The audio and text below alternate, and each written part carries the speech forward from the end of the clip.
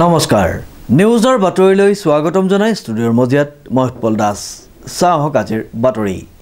পঞ্চদশ বিত্তীয় আয়োগৰ অধীনত 2022-23 বিত্তীয় বৰ্ষৰ 1,50,000 টকা লাভ কৰি আটক ধুনীয়াকৈ মেৰামতি কৰা উত্তৰ পশ্চিম যোৰহাট গায়নগাঁৱৰ আৰৈ চাউল খোৱা বুঢ়া নামঘৰৰ শুভ উদ্বোধন এটি ধৰ্মীয় অনুষ্ঠানেৰে অনুষ্ঠিত হৈ যায় চাহক আমাৰ এই বিশেষ প্ৰতিবেদনটি পঞ্চদশ বিত্তীয় আয়োগৰ অধীনত 2022-23 বিত্তীয় বৰ্ষৰ 1,50,000 টকা লাভ কৰি আটক ধুনীয়াকৈ মেৰামতি কৰি উলিওৱা উত্তৰ পশ্চিম যোৰহাট গায়নগাঁৱৰ আৰৈ চাউল খোৱা বুঢ়া নামঘৰৰ আজি শুভ উদ্বোধন কৰা হয়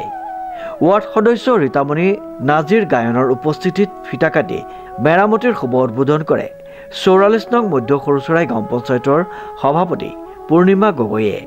সমাজকৰ্মী সত্যজিৎ হাজৰিকাই আধৰা অনুষ্ঠানত প্ৰথমে বন্তি প্ৰজ্বলন কৰে নামঘৰীয়া তৰুণ হাজৰিকাই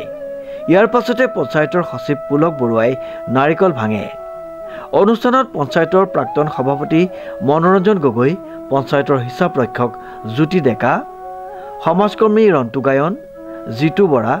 হেম বৰাৰ লগতে স্থানীয় ৰাইজ আৰু কেইবাগৰাকীও জ্যেষ্ঠ ব্যক্তি উপস্থিত আছিল যোৰহাটৰ পৰা প্ৰশান্ত গায়নৰ ৰিপোৰ্ট নিউজ নাও